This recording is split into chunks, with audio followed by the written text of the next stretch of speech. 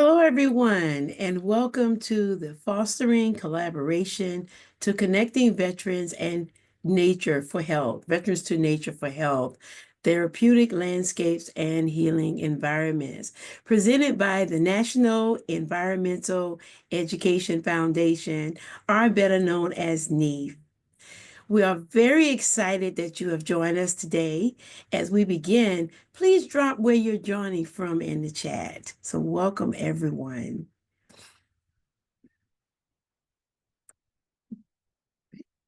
Just give you a few minutes to do that. So, Columbus, Ohio, Minnesota, Milwaukee. Wow, you're from all over everywhere. Thank you for joining us. Thank you, California, Northern Virginia, Pennsylvania. So again, thank you for joining us. Next slide, please.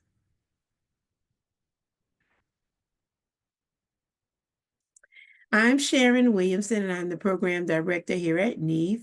Next slide.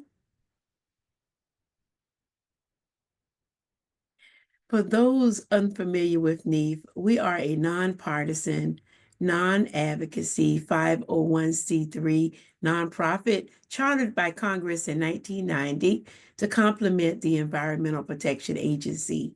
We are charged with advancing environmental literacy nationwide so that people everyday actions are guided by the understanding and concern for the well-being of people and the planet.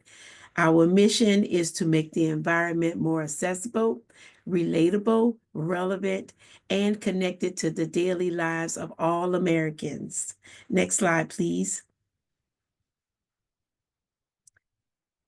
NEEF work focuses on three areas. That's K through 12 environmental education, conservation, and health. Next slide. Righty. There should be one more slide about the objectives. Is there another slide? All righty. Okay, here we go. Thank you. This webinar will explore how outdoor programs for military veterans create therapeutic landscapes that support mental health and well-being.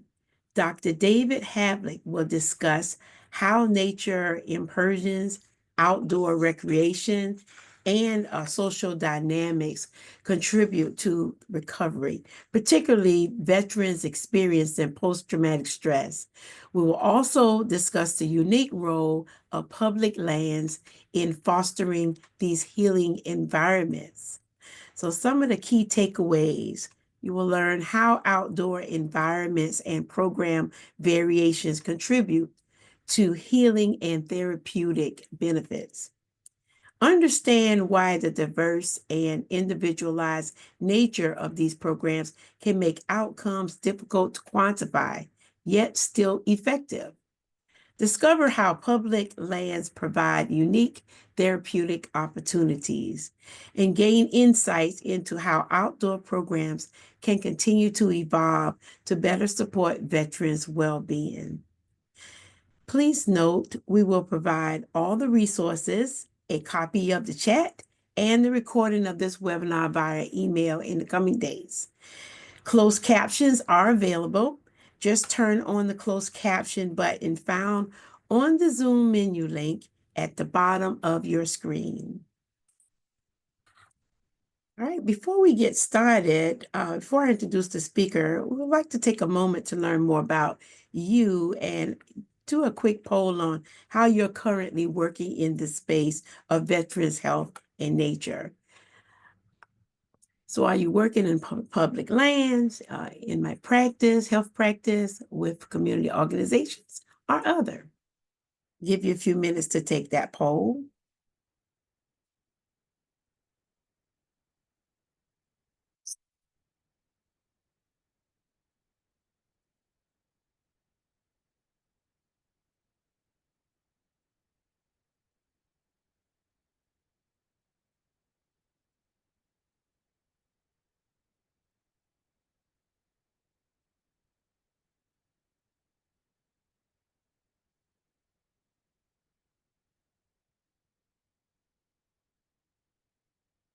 The results should show up just a minute right now. I hope you can see the results.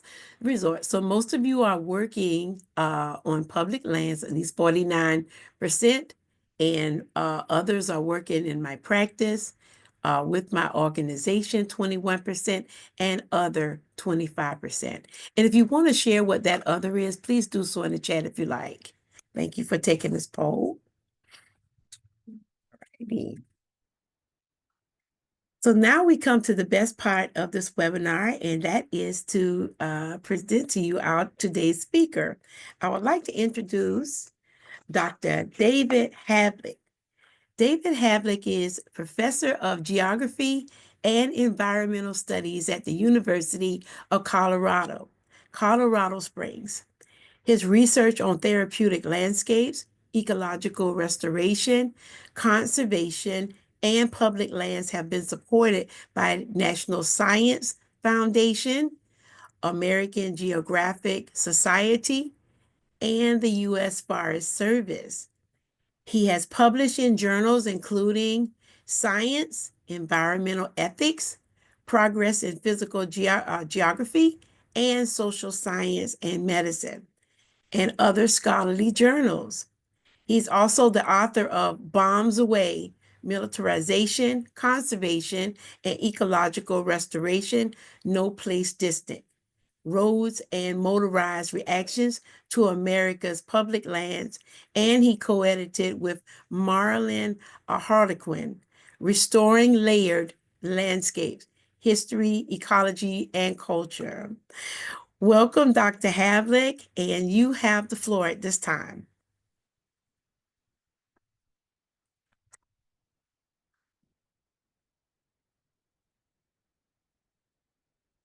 Okay, thank you for that nice introduction, and thanks very much for inviting me to be here to present today. I'm just going to share my screen here to show the presentation. Hopefully that's coming in.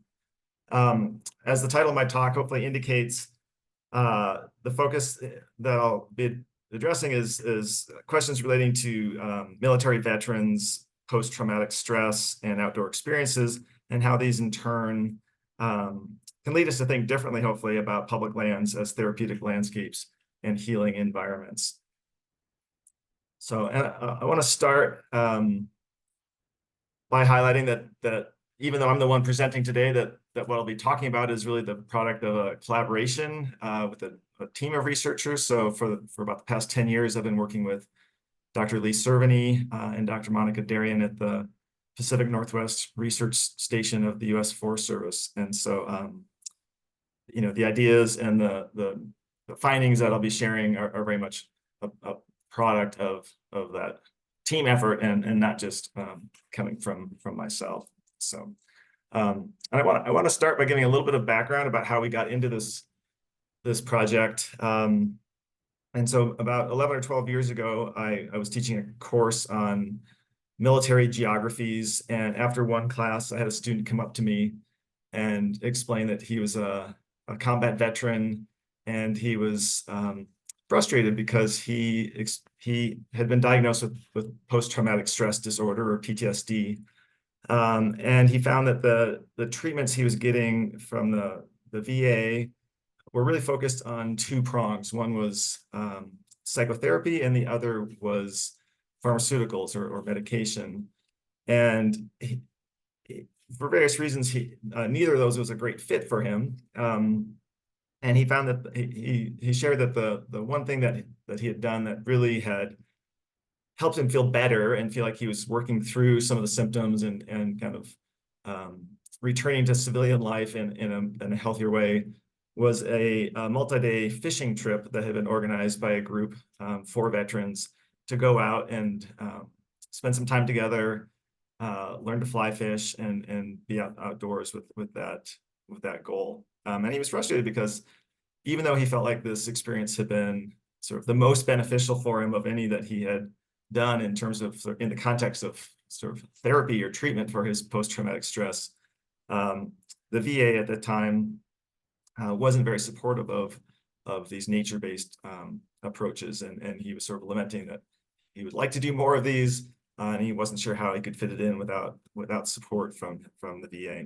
So after that conversation, I reached out to Dr. Servany, who I'd known for some time, and because I knew she worked on questions relating to public lands and kind of how exposure to or sort of time spent in public lands could lead to different outcomes. And she said, you know, I've got a little money to support this project. Let's dive into some research looking at how these questions of post-traumatic stress, veterans, public lands, maybe can intersect in some interesting ways. So at the time, I don't think I realized it would be a 10+ year commitment of research, but it's been really interesting. And I think over time, some of the initial questions we've posed have evolved and sort of shifted, but we've continued to try to work through ideas of how we could sort of address those concerns that my student brought up years ago. And so the initial questions that we sort of wanted to pursue or decided to pursue were the following. How can outdoor experiences serve as an effective treatment for post-traumatic stress, especially for military veterans? What kinds of outdoor programs for veterans are available? What's the array of opportunities that maybe exists? Are there particular aspects of outdoor experiences that provide benefits or create a therapeutic environment for veterans? And then finally, how can nature-based experiences be made more available and more accessible to veterans who are looking for these or would benefit from these opportunities? And I should acknowledge kind of from the outset that the three of us, sort of the core of this project, are all social scientists. So our approach was to try to evaluate the physical, social, management, and policy contexts of outdoor programs for veterans. We are not cognitive scientists or therapists or physiologists measuring heart rates and things like that. So it's coming from very much a social science perspective. And I won't talk a lot about methods during this talk. If you have questions about methods, I'm happy to address them later. But just to give a sense of what we did, our first approach was to try to take a deep dive into the existing literature to find out what research had already been done relating to nature-based recreation, beneficial outcomes of nature immersion, outdoor recreation, how therapeutic landscapes were conceptualized in different fields, and then looking specifically at what work had been done surrounding outdoor programs for veterans. We also conducted close to 50 interviews with program providers, folks who were taking veterans out into the outdoors, with land managers who either worked with the permitting process or facilitated some of these outdoor programs for veterans, with other nonprofit organizations that were involved with this kind of work. We talked to health professionals, therapists, mental health counselors, psychologists who were either directly involved with these outdoor-based programs or with the veterans themselves. And then we also talked to a number of veterans who had participated in these kinds of programs to get a sense of what those experiences looked like and how they found them in terms of helping them or sort of responding to the symptoms that they were experiencing. As part of this work and part of that effort to kind of understand kind of the array of opportunities that exist out there, we also created a database of what ended up being close to 100 outdoor programs for veterans that really had kind of more of a national or a regional footprint that we could find, say websites or other content that we could access to assess, like, okay, this group exists and here's what they do. We know that there are many, many more programs beyond 88 that operate at the local level or regional level or even national level that we either just didn't find or that didn't have materials, digital materials, basically, that we could access. And then later, I'll talk about this towards the end of my presentation. We also analyzed the content of websites for the 55 programs that we found that rely to some great extent on public lands for their operations, and looked at some of the content and promotional videos that were embedded in those websites. And that was really with the goal of trying to think about accessibility and how these programs represent themselves to potential participants. So to give a little bit of background on veterans and post-traumatic stress, I should also maybe distinguish sort of the broader term of post-traumatic stress, which signals an array of symptoms, some of which I've listed here. There's also the medical diagnosis of post-traumatic stress disorder, often abbreviated as PTSD. So in our work, we've tended to keep it at that more open signifier of post-traumatic stress, just to include folks who maybe haven't been diagnosed explicitly with PTSD, but are still experiencing many of these symptoms. And what we find is that there's actually a pretty high prevalence of post-traumatic stress and or PTSD among US veterans. And for post 9/11 veterans in particular, those who served in Iraq and Afghanistan, the rates of polytrauma, which include not just post-traumatic stress, but things like traumatic brain injuries or maybe military sexual trauma, those rates come up close to 50%, and fully 2/3 of post 9/11 veterans have some kind of diagnosable mental health issues. So it's pretty pervasive, set of concerns that veterans are facing, and not the least of which, of course, is an increased risk of suicide.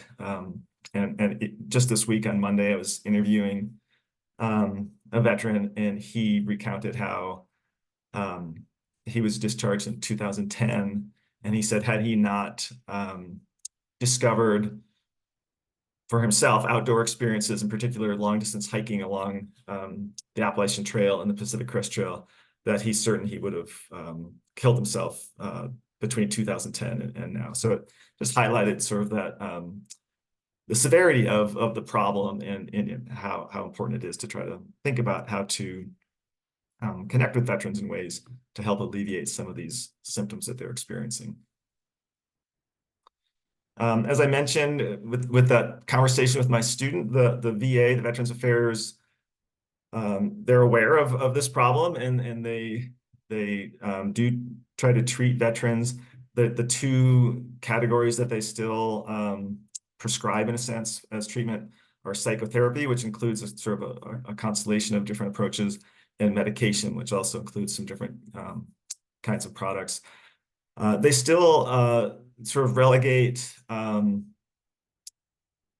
approaches beyond those two as in the category of complementary approaches. So they're not considered evidence-based, but they acknowledge that they may have some beneficial effects. And these include things like acupuncture, yoga, meditation, or other mindfulness practices.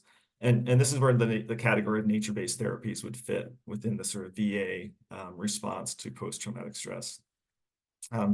As the box on the upper right of the slide highlights, the current approach seems not to be working that well, in that many veterans either spiral out of treatment programs or don't pursue them in the first place, veterans who are experiencing post-traumatic stress, for a variety of reasons. And so that, I think, continues to speak to the need for some other ways, and maybe to formalize those other ways more, to sort of increase the funnel, as it were, to catch veterans and allow them to get treatments that will help them sort of maintain daily activities and some balance in their lives. And this is really sort of the niche that I think these nature-based therapies can fill for many of these folks. So thinking, one of the questions that comes up is, well, do we know that there are benefits to going outdoors and to connecting with nature or doing outdoor recreation? And actually, there's a pretty robust literature of studies. This isn't just focusing on veterans here, but it's a number of studies over the years that have been able to document that yes, in fact, connecting with nature and doing things outdoors really does have an array of positive effects. And when we look at these studies, one thing that comes through is that a lot of the studies documented that some of the beneficial effects actually map pretty closely onto the symptoms of post-traumatic stress. So can address things like hyper-alertness or hyper-arousal, frustration. They can reduce symptoms of anxiety and depression, and have sort of positive psychological benefits more generally. So this, I think, helps lend credence to the idea that, well, maybe it would make sense to foster these outdoor connections and outdoor recreation opportunities to these veterans populations that are experiencing these symptoms. And this is maybe a message to all of us, not just to veterans or people who have experienced traumatic events, that it's worth keeping in mind that there are actually sort of wonderfully diverse health benefits to connecting with nature in general. And I won't read through this whole list, but you can see it's sort of an inspiring menu of like, wow, these are lots of good things that can happen to me if I connect with nature in similar ways, and maybe argue for doing that somewhat intentionally, or building that into our daily practices. So there is sort of this nice body of research that indicates that, yes, going outside, being active can confer benefits, health benefits, physical, emotional, sort of social to us. If we drill down to look a little more narrowly at studies that have looked at how nature-based therapies impact veterans, we also actually find quite a bit of research that indicates that there are positive outcomes. And these studies cover a range of activities over a range of durations. So, from just 1 or 2 day fishing trips or outings, through sort of trips that approach a week long in duration, longer expeditions up mountains, on up to 5 or 6 month through hikes on America's long distance hiking trails like the Appalachian Trail or the Continental Divide Trail or the Pacific Crest Trail. But I think one of the interesting things is when we look at this list of how nature-based therapy opportunities for veterans have been researched, we see that there is this wide range of dosage or duration for the experiences. And there's also quite a bit of variety in terms of the activities that are represented, from things like fly fishing or canoeing, which might be sort of more on the sort of contemplative, quiet side of the scale, to things like whitewater rafting or mountain climbing that sort of get more into kind of the adrenaline side of the scale. And so this brings up the question then of, well, which aspects of these nature-based therapies are really the most important? Is there something that we can isolate in a sense to say, like, if you do this one thing, that's going to be the most important thing to help you? And this was, I mean, honestly, kind of where we first went with our research. It was this idea that we'll find that, we'll do this research and we'll find this sort of silver bullet that will be the clear answer for what people should be looking for in doing outdoor-based programs or nature-based therapy. And we end up being initially kind of frustrated because it was really hard to find like the one piece or the one recipe that we should be advocating or sort of prescribing, or that anybody for that matter should be prescribing for veterans to pursue to sort of reap the benefits of these kinds of programs. And so, there were, as we looked into it, some people would say like there's the sweet spot of 3 days or 7 days, or if you're out for that amount of time, then you get the greatest benefits. Others would say, no, you need a multi-month exposure for the benefits to last. Some would say, well, it's really important to have a goal that you orient around, sort of a team building goal, like let's get to the top of this mountain, or let's boat these rapids. And others would say, no, it's really about just being in trees, or being in a calming place, or being together, in some open air situation. So as we dug into it, we realized that it was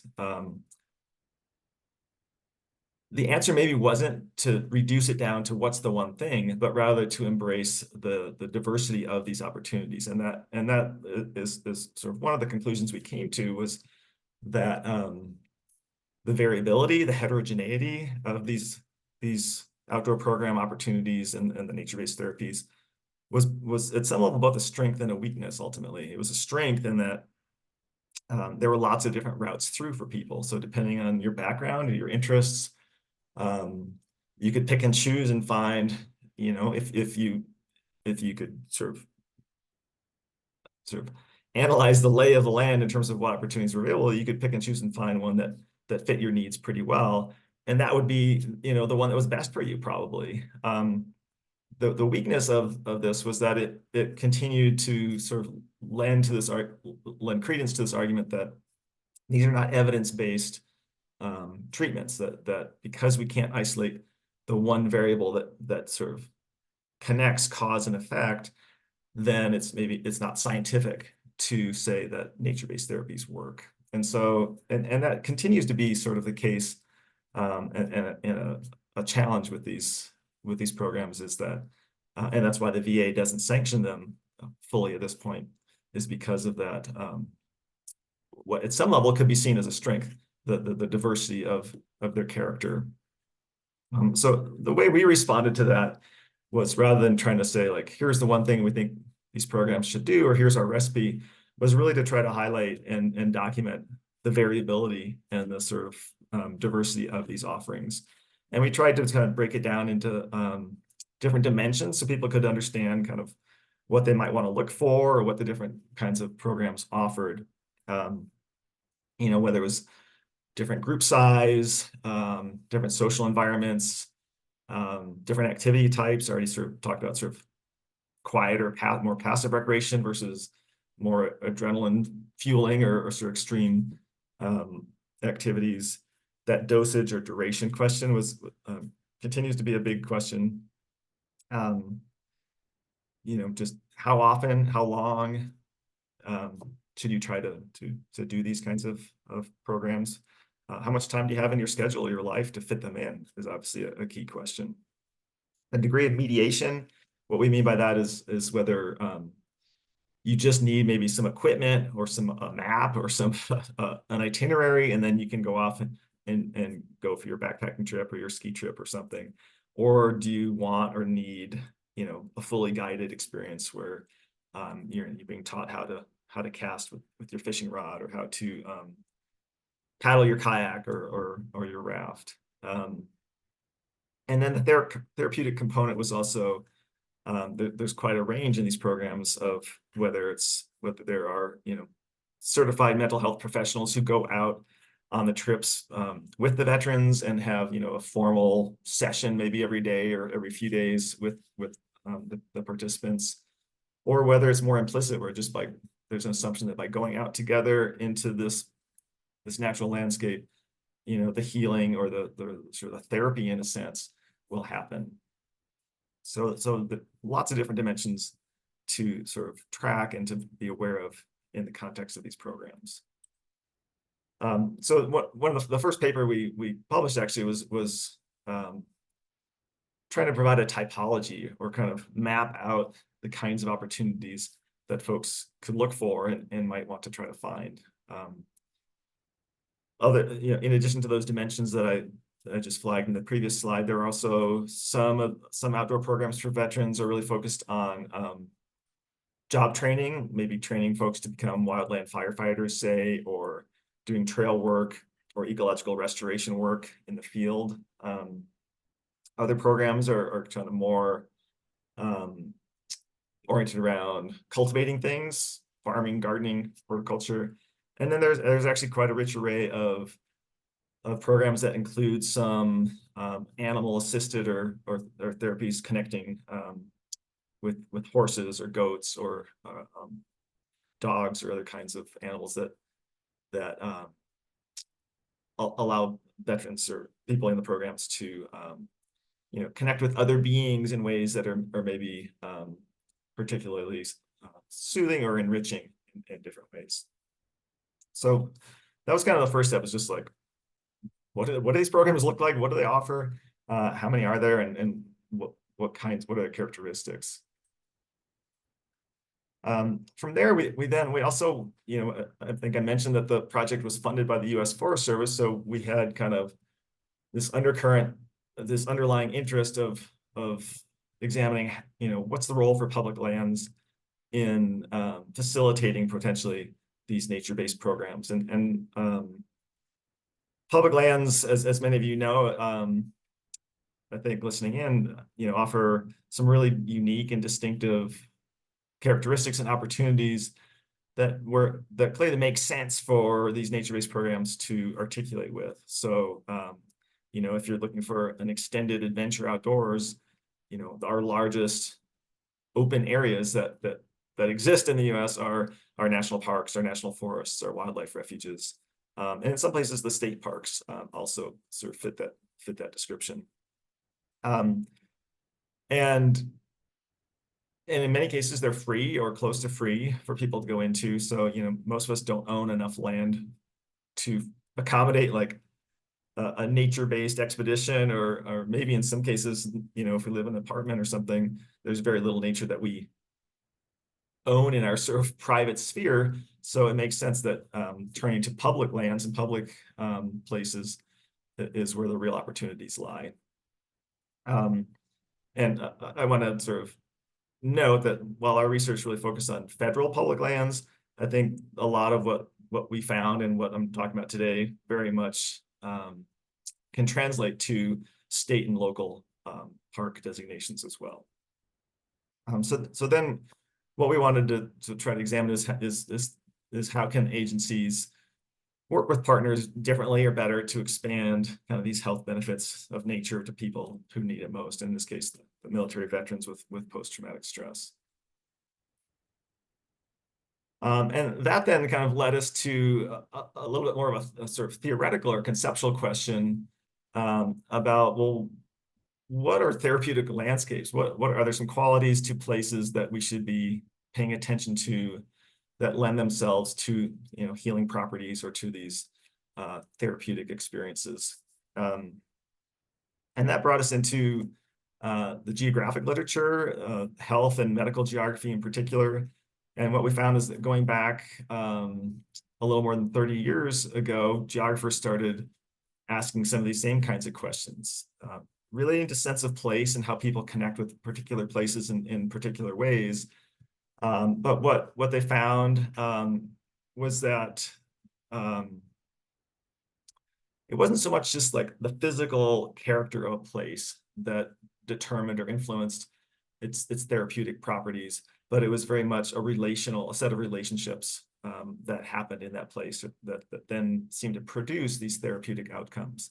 So, as Will Gessler put it back in 1992, it was environmental, individual, and societal factors that come together in the healing process.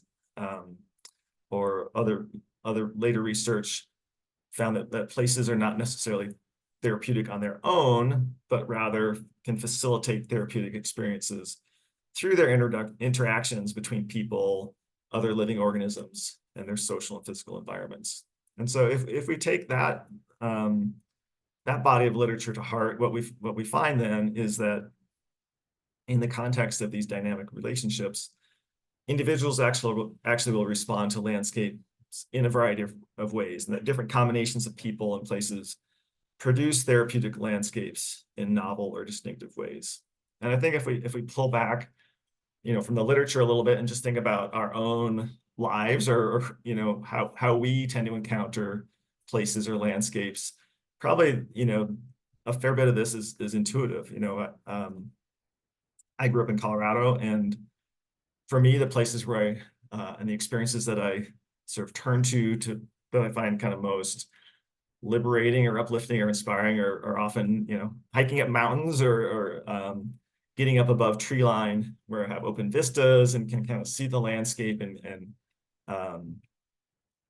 up in these sort of airy environments. And I found when I went to college back in the Northeast, and it was a lovely place, but it was this sort of mixed hardwood and deciduous forest where it's kind of beneath the canopy. And I would find like every 30 days or so, I just was like, I need to get out of this forest. I need to get above it somehow. And I would go off and find some rocky knob or find a little peak to get up, just to feel like I could get up there and breathe and sort of release, find some release in a different way. So, for me, kind of engaging with this sort of scholarly literature about therapeutic landscapes, I thought like, yeah, mountains and experiences in mountains, that makes sense. But I know for other people that who grew up in different landscapes or environments, it could be the complete opposite, where when they're in trees or forests, that feels like home or secure or sort of soothing. And if they get up too high, and they might feel vulnerable or exposed or different. So I think if we think about our own sort of places of comfort in terms of natural settings, it makes sense, or it often fits kind of what the literature suggests about these dynamic relationships. So when we took that information then and those ideas and tried to apply them to the context of these outdoor-based programs, outdoor programs and nature-based programs for veterans, what we did is we tried to identify some key components that could conspire in different combinations in different ways to, in a sense, create therapeutic landscapes for these experiences. And you'll see, we've got these 6 different kind of bubbles of characteristics. And what I want to sort of emphasize here is this is sort of the conceptual model, but the important thing is if we apply particular programs or particular nature-based opportunities into this model, the bubbles don't stay the same size. So the proportional significance of each of these can shift. So if you can imagine, say, a rock climbing or mountain climbing based therapeutic program or nature-based program, the biophysical landscape would be significant. You need to have a cliff or a mountain that you're engaging with. And maybe the activity itself, those bubbles are bigger because it's the rock climbing or that sort of challenge that you're facing that really makes a difference. Whereas if your activity is a sort of quiet canoe trip on a wilderness lake, then maybe the management bubble would need to be bigger in terms of ensuring that the place where you're going doesn't have motorboats, or provides for those opportunities for solitude, to have maybe the social connections, maybe gathering around a fire at night to share stories or to compare experiences. So maybe the management and the social bubble in that case expand, and maybe some of the other emphases diminish. So we tried to sort of work this model through different kinds of experiences, and it seemed like it held up. So this was the second paper then that we published, kind of highlighting sort of how these conceptions of therapeutic landscapes could hopefully intersect productively with the actual outdoor programs for veterans that are out there. And then again, thinking sort of continue to pursue this theme of what's the role of public lands or land management agencies in fostering or promoting or facilitating these kinds of experiences. We came up with a handful of ideas or suggestions, things that where the land management agencies could sort of benefit from these, but also share those benefits with veterans. So providing outreach to areas that don't currently have outdoor programs for veterans, being intentional about recruiting employees for job training opportunities for veterans, establishing new partnerships across different scales, national, state, and local agreements that could facilitate these kinds of opportunities, coordinating with the VA to actually provide, maybe even organize outdoor-based programs for not just military veterans, but also military families and also active duty personnel. And then finally, this was maybe sort of the suggestion that was, more steps removed from than these others, but bringing up the idea of like, would it be worthwhile to designate particular areas of lands as therapeutic forests or parklands? Again, not so much because we think that there's a particular quality that makes them sort of de facto therapeutic, but just to signal like, here are some places that you might want to think about going to create these dynamics that lend themselves to kind of therapeutic processes, and this sort of more fluid notion of how you can produce a therapeutic landscape.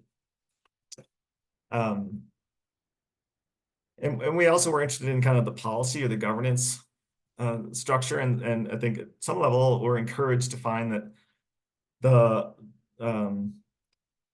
not counting the current administration, but the three most recent administrations before that at the federal level, each included, or each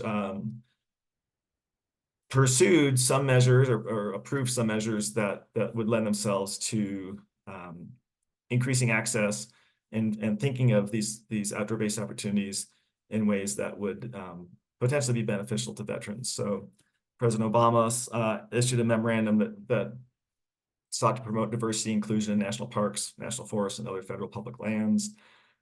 President Trump in his first term signed the Compact Act, Act of Congress that was designed to improve opportunities for outdoor recreation and address inequitable access to nature and its benefits for veterans and their families. And then the Biden administration more broadly identified role of government to advance racial equity and support underserved communities. And obviously for those of us who have been paying attention to the last 2 months of what's gone on in the federal government, some of the language and some of the sort of priorities that are addressed here have come into question, but I think at some level these goals of promoting access for people like military veterans to connect with public lands in ways that benefit them, if anything, would lend itself to sort of a non-ideological, non-partisan set of agreements. This seems like a category that still has some potential, even if some of the language around diversity or inclusiveness is being questioned. So then I mentioned that one of the more recent directions we've gone with this research is to try to explore that question of accessibility. Who tends to do these outdoor programs for veterans? Who feels kind of most welcome or invited or included in them? And if there are some gaps or some constituencies that seem to feel not so included, are there ways that we can address that? So are there ways to improve connections between public land agencies, whether it's federal or state or local, and public health agencies, again, whether it's the VA or state or local health agencies? Can we connect those to the outfitters or the organizations providing these outdoor-based opportunities? Are there ways to increase the recognition or the value of nature-based therapies as a legitimate option for PTSD or just post-traumatic stress treatment? Are there ways we can position public lands more intentionally as therapeutic landscapes, kind of along the lines of what I was describing? And then how do we design and promote programs to include and sort of accommodate a diverse range of people, and also a diverse range of geographic regions? So I saw in the chat, a lot of you listening are from all over the country, lots of different regions. Not all regions have the same array of opportunities for outdoor programs. So this is something we haven't studied yet systematically, but we have a sense that there may be some parts of the country that are sort of nature-based therapy deserts, in a sense, where there's sort of a dearth of opportunities. And so those are some, if we can identify and find those places, it's worthwhile, I think, to try to generate new sources of programming to get people access to these kinds of trips. So I mentioned that we analyzed websites and sort of the literature that these outdoor programs for veterans were putting out there. And what we found is that most outdoor providers indicated that their programs were open to everyone and they were seeking new ways to attract diverse participants. But in terms of what the websites actually reflected, there wasn't a lot of explicit treatment of those aspirations to be inclusive. And in fact, the promotional materials in terms of the visuals and the videos and the sort of who the spokespeople were predominantly white, male, and pretty young clientele. There was a decent representation of people with disabilities in some of the imagery, but in terms of thinking of like diverse populations, there were some clear gaps too. And just to give one sort of indication of that, this is from a more recent paper that we published about this analysis. You can see in the middle, programs specifically for women, programs specifically for people of color. There is almost no visual representation on the websites of, and no description of programs designed for those populations. And I think you could argue like, well, 80% of people in the Army are male and only 20% are female. But I think in terms of serving the need and responding to the historical trends of having women and people of color underrepresented sort of in public lands and in these outdoor opportunities, that might argue for being more intentional and being trying to actually promote explicitly opportunities for folks who have been underrepresented in the past. So, and then just to conclude, thinking about future questions, things that we feel like remain useful kind of research directions or opportunities. What are the short and long-term benefits of outdoor programs for veterans? There's been a lot of research, but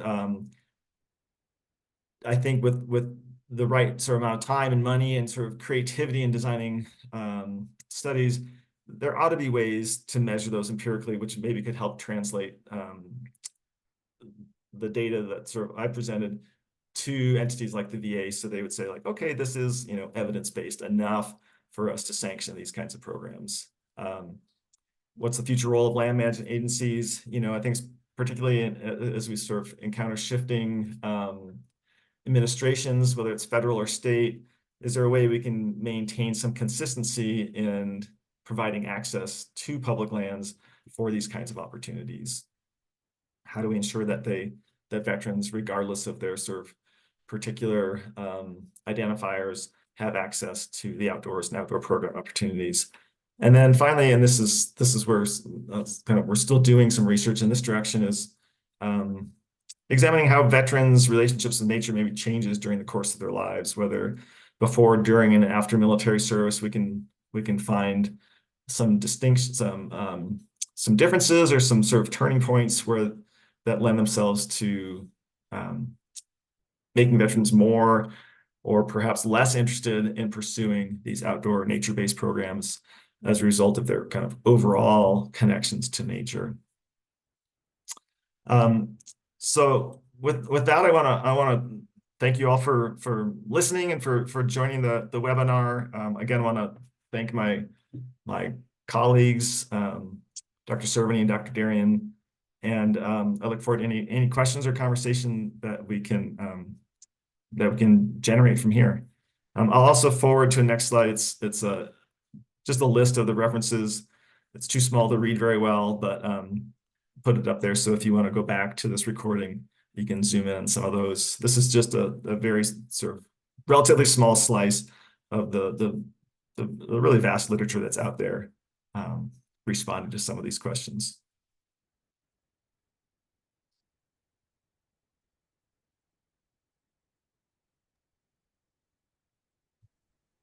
Thank you, Dr. Havlick, for your impactful presentation. So at this time, we will open the floor for questions from the audience.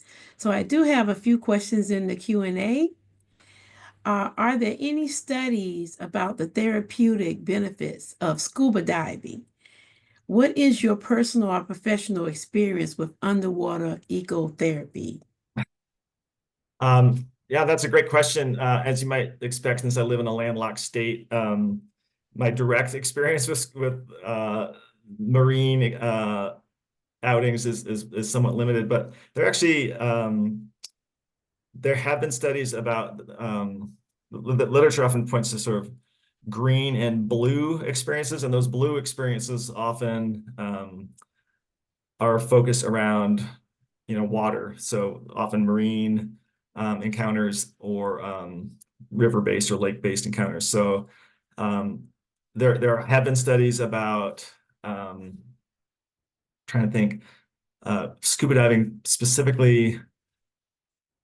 I'm not sure, but certainly in terms of like getting out into ocean ecosystems and environments. And in fact, one of the veterans I interviewed about the changing relationship with nature, she was from Florida and very much highlighted how connecting, like for her, the nature she turned to was the ocean. So So there definitely has been some research on that, and I think if you look for things like blue nature, there are things with keywords along those lines that you'll be able to find some of that.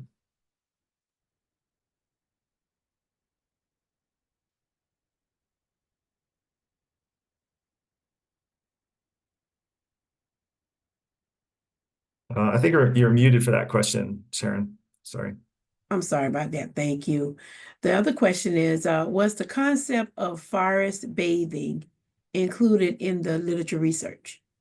It was, yeah. We looked at forest bathing, and I've actually tried to do some forest bathing with my students, which has sort of worked. But yeah, there's actually a lot of research on forest bathing, a lot of it from Japan, where some of it originated. And that's where we get into sort of, it's a fairly passive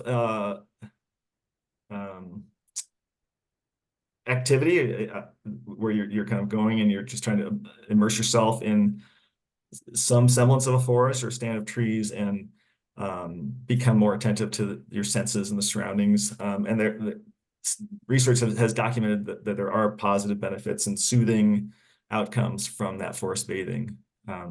So sometimes it's the studies call it forest bathing. Sometimes they refer to it by the Japanese term that I won't try to pronounce, but it's worth looking at both sort of the Japanese title and the forest bathing title for research about that. All righty, and thank you for that. And I'll get to your comment in a minute. I have a few more questions. So, from your research, have you experienced any tools or measures that may be available for use in outdoor programming? Would you recommend any tools or Tools or measures? measures, is that what the question was? Yes. Yeah, I guess I'm not sure. Do you mean like in terms of like how to evaluate whether it's working, or is it more like what kinds of equipment you would need? I guess I'm not sure what the question's asking, Jeff. I'll take a stab at it and maybe say evaluate how things are working. Yeah, I mean, the way a lot of the studies, so there have been some studies, the studies that have focused on kind of the beneficial effects of nature, just more generally, some of those are actually pretty empirical and physiological, where they measure hormone levels in the blood or heart rate changes or brain waves of people kind of before, during, and after exposure to nature. So those, using that term evidence-based, those clearly are evidence-based, and they can find differences of positive responses, beneficial outcomes from those exposures to nature. In terms of the studies focusing more on veterans' experiences in nature, it's been more qualitatively done. So asking veterans to journal about their experiences, and then those researchers will sort of read those journal entries and see if there's sort of kind of self-identified by the veterans as they're going through these experiences, changes in their symptoms, or sort of if they're feeling kind of better, or sort of some alleviation of symptoms.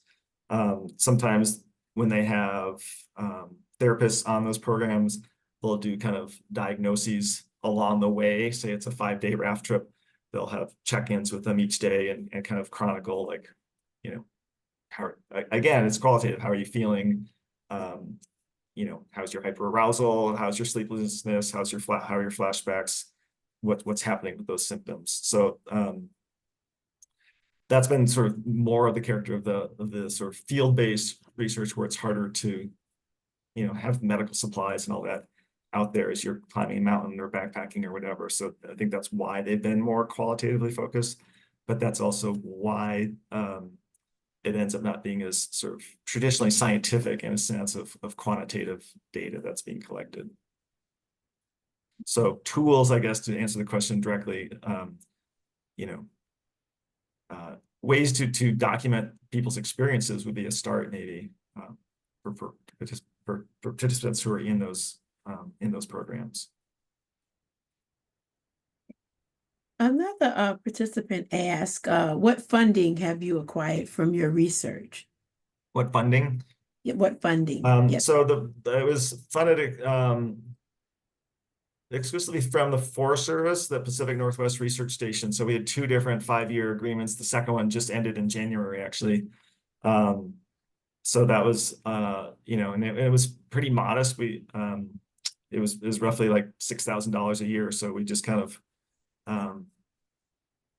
plugged along at that kind of fairly, I think, efficient and low grade level to sort of do the research that we've done.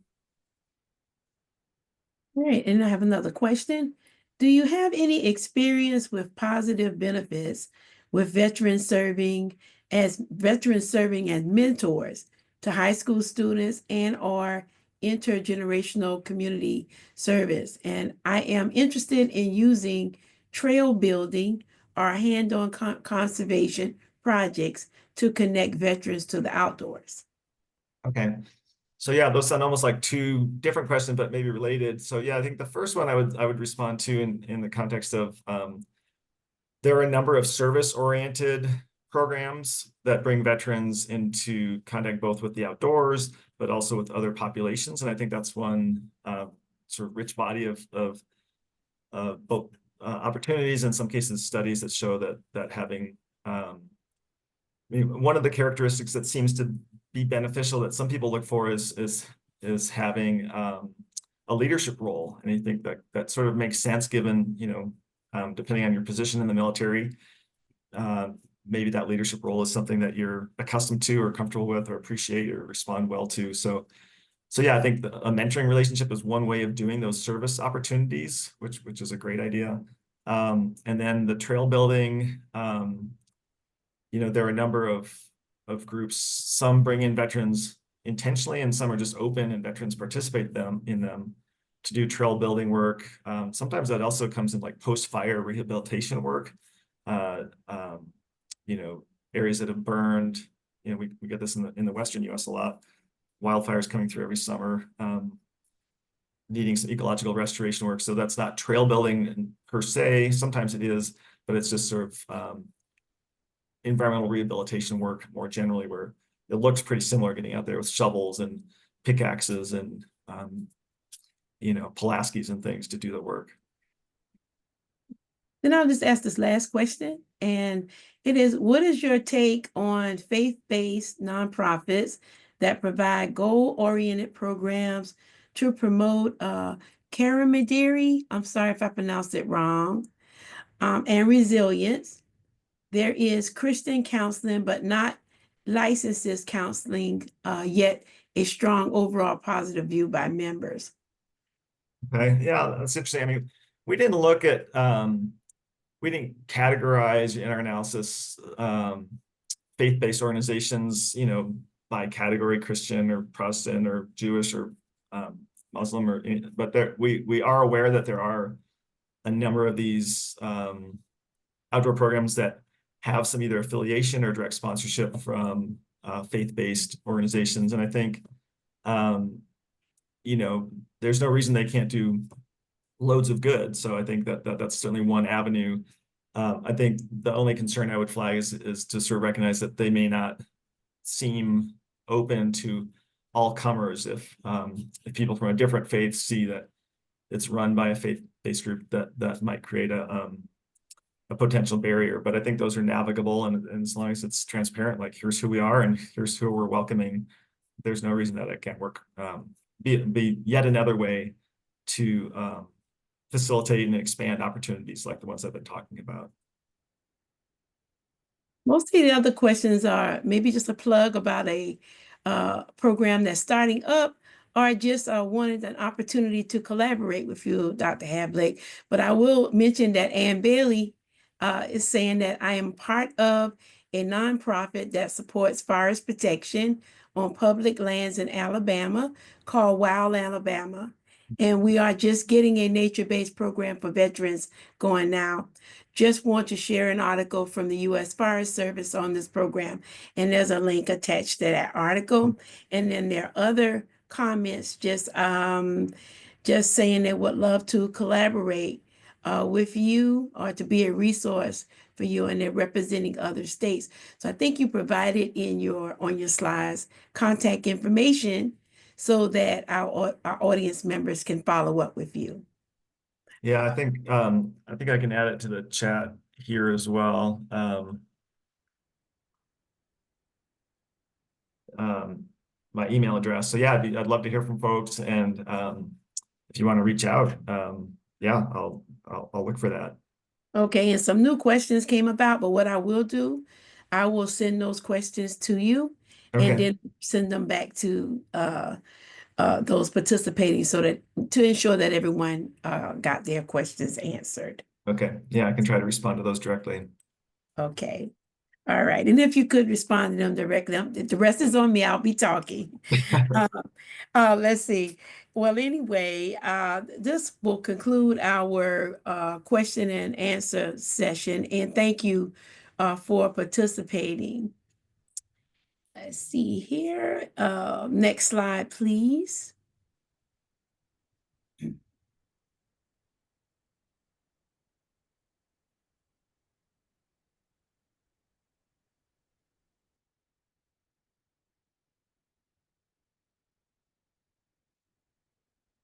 All right, thank you. You can find all the resources shared on our NEAF Health page. So it's coming up. It should be right after that one. Well, this slide is good. This slide is good. And next, how you can get involved. And you can get involved by we will send you links in a follow-up email for you to download the resources. You can share. Feel free to share these resources with your network to help raise awareness. And you can see we have the QR codes. We have information on our Empower videos. This is promoting recognizing asthma triggers in our environment. And then also a QR code to NEAF's health page. Next slide, please.